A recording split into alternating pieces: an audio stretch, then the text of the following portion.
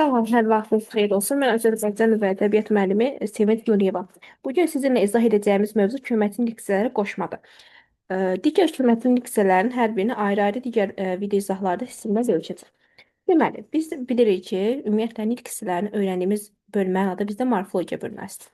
Morfologiya bölməsində biz həm əsas, həm də köməkli diksiyələrlə bəhs edirik ki, indiyə qədər sizə əsas diksiyələr haqqında məlumatları video izahlarda bölüşmüşük.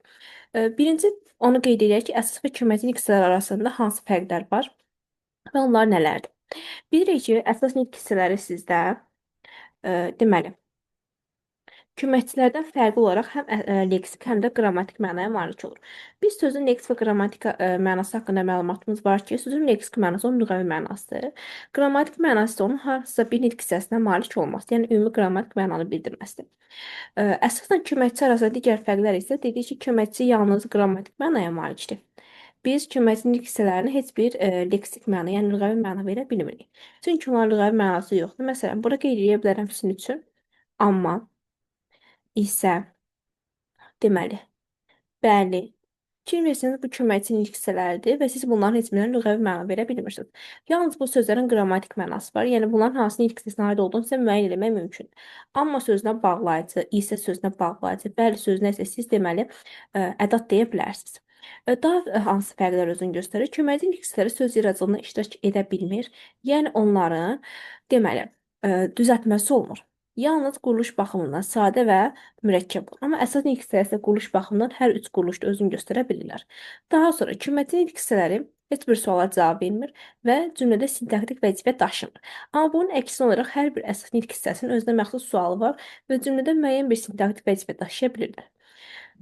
Gəlin başlayaq qoşmadan. Bilirik ki, qoşma ismin adlıq, yiyəlik, yönlük və çıxışıq hallarında olan sözlərə qoşularaq müəyyən mənaçıları yaradan köməkli nitq hissəsidir. Məsələn, bura qeyd edə bilərik sənin üçün, evə tərəf, vətən naminə, daha sonra məktəbə qədər, bizə aid və s. Qoşmalar təklikdə müstəqil məna bildirmir.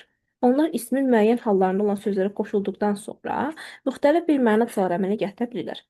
Qoşmalar quruluş baxımından yalnız sadə olur. Yəni bunları biz deyirik ki, köməkli hissələr həm sadə, həm mürəkkəb olur. Yəni buna bütün dediyimiz kimi köməkli hissəni aid edə bilmərik. Qoşma məsələn quruluş baxımından yalnız sadə olur. Bağlayıcı həm sadə, həm mürəkkəb olur. Və yaxud da ədat məsələn həm sadə, həm mürəkkəb olur. Bunu digər köməkli hissələr haqqında danışanda sizə qeyd edirəm. Qoşma quruluş baxımından yalnız sadə olur. Digər köməkli hissələr fərqli olaraq qoşmanın digərlərindən nəyə görə fərqlənir? Qoşma digər köməkli hissə fərqli olaraq qoşulduğu sözlə birlikdə cümlə özü olur. Məsələn, gəlin qeyd edək. Deməli, sənin kimilər məni başa düşməz. Deməli, başa düşməz. Kim? Sənin kimlər?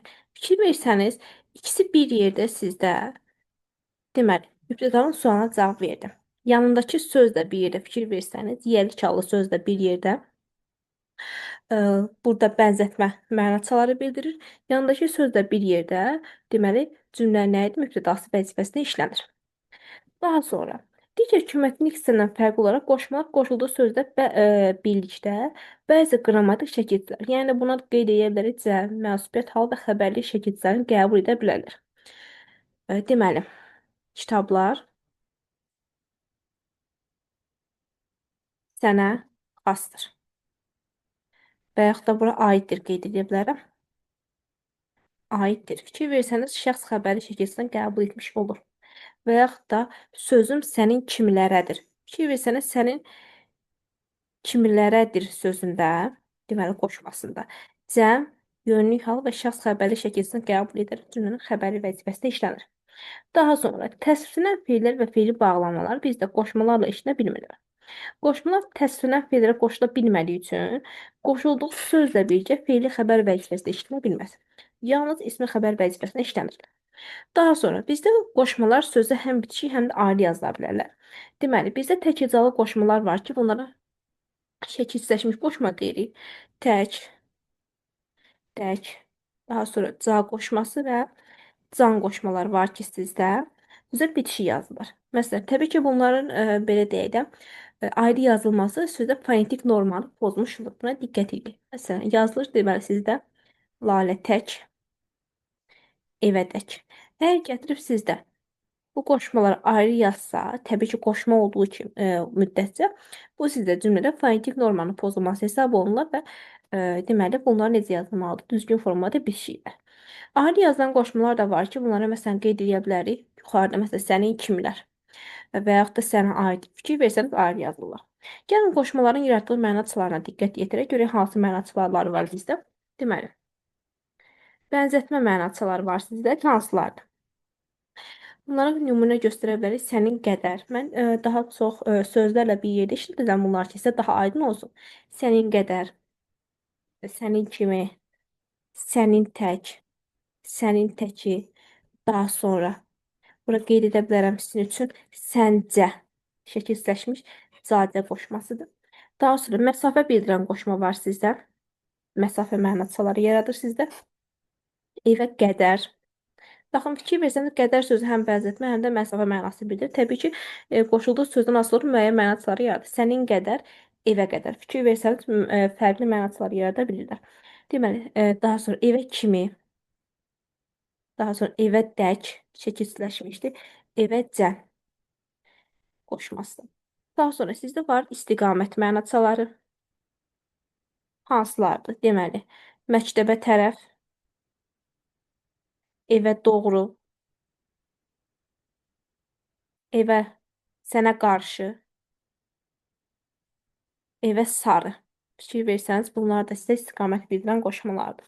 Daha sonra, birgəlik, vasitə, alət bildirən qoşmalar var bizdə. Birgəlik və vasitə. Hansılardır bunlar sizə? Deməli, ilə qoşması və onun şəkilçiləşmiş la hissəsi var sizdə. Şəkilçiləşmiş la qoşması. Və bəzən də siz bura əlavə edə bilərsiniz, deməli. Ca qoşmasını da əlavə edə bilərsiniz. Nümunə kimi deyirəm ki, qələm ilə, əli ilə, yol boyunca fikir versəniz, bunlar sizə birgəlik vasitə bildirən qoşmalardır. Daha sonra sizdə var aidlik bildirən qoşmalar. Aidlik, məxsusluq bildirən qoşmalar var ki, sizdə buna məxsus da qeyd edək. Məxsusluq bildirən qoşmalar var. Sənə aid, sənə dair, sənə xas, sənə məxsus. Daha sonra sən haqda, sənin haqqında. Daha sonra sənin barədə və sənin onun barəsində qeyd edə bilərik burada. Yəni onu da yazaq bura. Barəsində. Daha sonra zaman qoşmaları var sizdə. Zaman mənaçaları əmələ gətirən qoşmalar var bizdə. Bunlar hansılar deməli? Səndən sonra,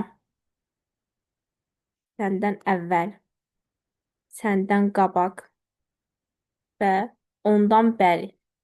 Fikir versəniz, zaman mənaçaları yaradır. Fərqləndirmə mənaçaları var. Əslində bunları belə qeyd edilmişsə, sözlərin yaratdığı mənaçalarından hansı belə deyək də növləri olduğunu tutmaq olur. Fərqləndirmə. Məsələn, deməli, fərqləndirmə hansılardır? Səndən başqa. Bax, fikir versə fərqləndirir. Səndən savayı. Səndən özgə. Səndən əlavə. Səndən ayrı. Daha sonra səndən qeyri sözləri, məsələn, sizdə nələrdir? Fərqləndirmə qoşmaları. Sonuncu mənaçaları olaraq sizdə var səbəb, məqsəd bildirən qoşmalar var sizdə. Səbəb, məqsəd. Buna istinad da deyə bilərsiniz. Məqsəd, istinad. İstinad edir nəyəsə. Deməli, sənin üçün, sənə görə, daha sonra səndən ötürü və sənə əsasən qeyd edə bilərik. Bunlar bizdə qoşmanın yaratdığı mənaçalarlardır. Yəni bunları yadda saxlamaq üçün mənim istifadələdiyim üsuldan istifadə edə bilərsiniz. Yəni dediyim kimi, məsələn, məsafə qoşmalarını sırf götürüb əzbərləməyə ehtiyac yoxdur. Qədər kimi, dəkcən qoşmalar. Dediyim kimi, evə qədər, evə kimi, evə dək, məktəbəcən bu kimi söz götürüb onu nümunə ilə işlətdiyiniz zaman, yəni qoşmanı özünə aid bir sözlə işlətdiyiniz zaman, təbii ki, onun mənaçalarında başa düşmək, anlamaq daha asandır. Yəni belə deyim ki, sizə əzbərçi bir yerə qədər davam edir, amma bunu anlayıb başa düşürsünüzsə, bir ömür sizin yanınızda qalır. Daha sonra qoşmalar bizdə sinonimliyi və amonimliyi mövcuddur. Təbii ki, biz bilirik ki, sinonimlər nədir?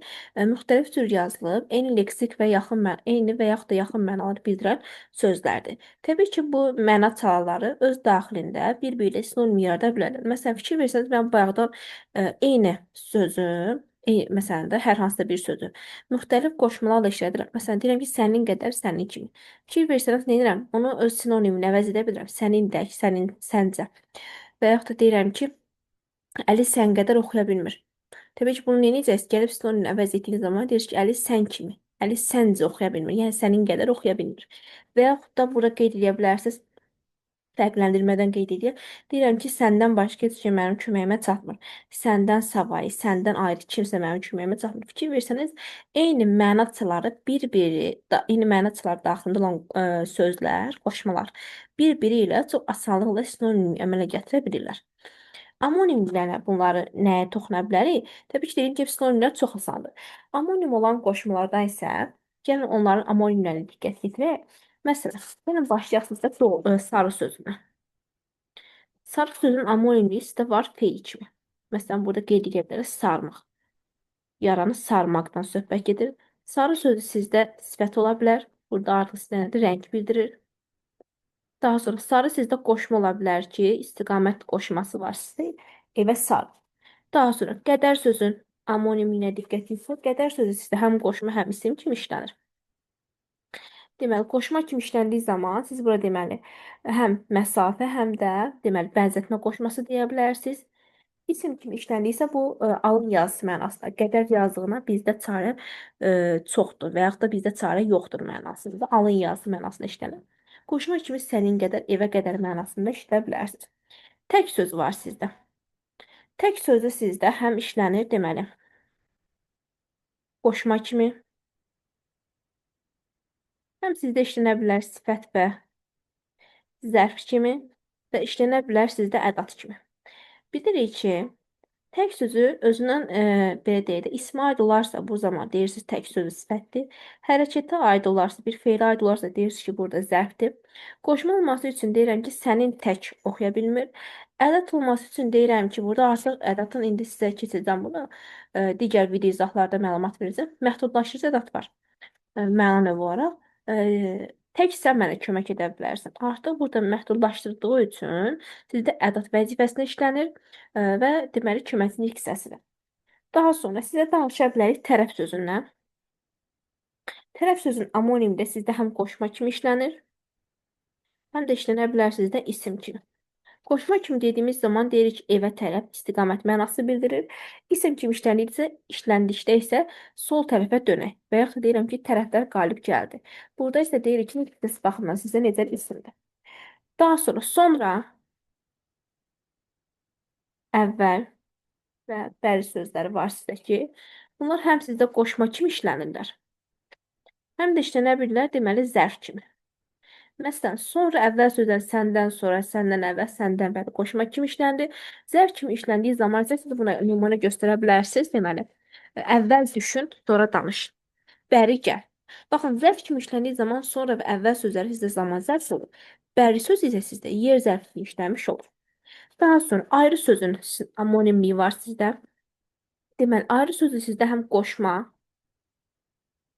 həm sifət, həm də deməli zərf kimi işlənə bilər.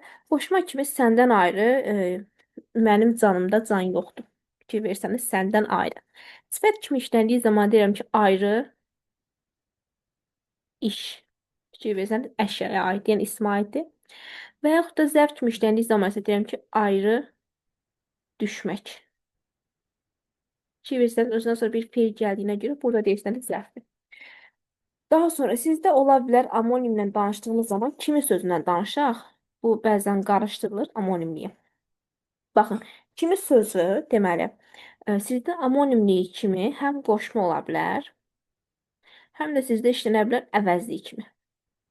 Baxın, qoşma kimi işləndiyi zaman deyirsiniz ki, evə kimi, sənin kimi, yəni müəyyən bir məna, müxtəlif məna çağrı işlənə bilir. Əvəzlik kimi işləndiyi zaman isə biz bilirik ki, əvəzlik kimi sizdə həm var, deməli, qeyri müəyyən əvəzlik, bir də var sizdə sual əvəzlik. Amma təbii ki, amonimlik yaratdığı zaman sizdə bilirik ki, məsələn, gəlin qoşmanı da yazaq sizdə evə kimi. Bir də qeyri-müəyyən əvəzli kimi gəlir, kimi gedir. Sual əvəzli kimi yazaq bura, kimi çağırırsan, ya da kimi deyirsən. Baxın, qoşma amonimlik yaratdığı zaman bilirik ki, biz amonimliyi sözün başlanğıc formasına görə müəyyən edirik. Amonimlik yaratdığı zaman isə sizdə təbii ki, qoşma sual əvəzli ilə deyil, nə ilə amonim yaratmış olur sizdə? Deməli, qeyri-müəyyən əvəzlidir. Çünki qeyri-müəyyən əvəzliyin sizdə başlanğıc forması sizdə nədir? Kimi sözü. Fikir versəniz, qoşma ilə eynidir. Amma sual əvəzli olduğu zaman isə kimi deyirsə, kim sözün kökü il sizdə təsirli haldır. Başlanğıc forması sizdə olacaq kim. Təbii ki, burada işləmə məqamı olaraq düz sual əvəzli kimi işləmir. Amma amonimliklə danışdığımız zaman isə siz bunu deməli qoşmanı qeyri-müəyyən əvəzliklə amonim yaratdığını deyə bilərsiniz. Deməli, bizdə var üçün, ötrü, görə, savayı, daha sonra şəkilləşmiş dək və can qoşmaları var. Haqqında, haqda, barəsində və barədə sözlər var ki, bu sözlər yalnız və yalnız qoşma kimi işlənirlər. Bunların belə deyəcək. Digər nitqlər kimi işləmə məqamı yoxdur.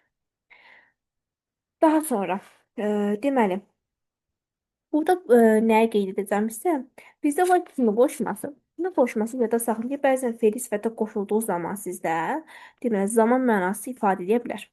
Məsələn, körpə səs eşidən kimi yuxudan oyandı. Fikir versəniz, kimi sözü sizdə, biz normalda deyirik ki, kimi sözü sizdə nə bildirir? Evə kimi məsafə və bənzətmə, sənin kimi. Amma kimi sözünü siz qeyd edək burada, fe'li sifətə qoşulduğu zaman, yəni qoşulduqda zaman mənası bildirir. Gəlin cümləni yazaq sizdə. Körpə səs eşidən kimi yuxudan oyandı.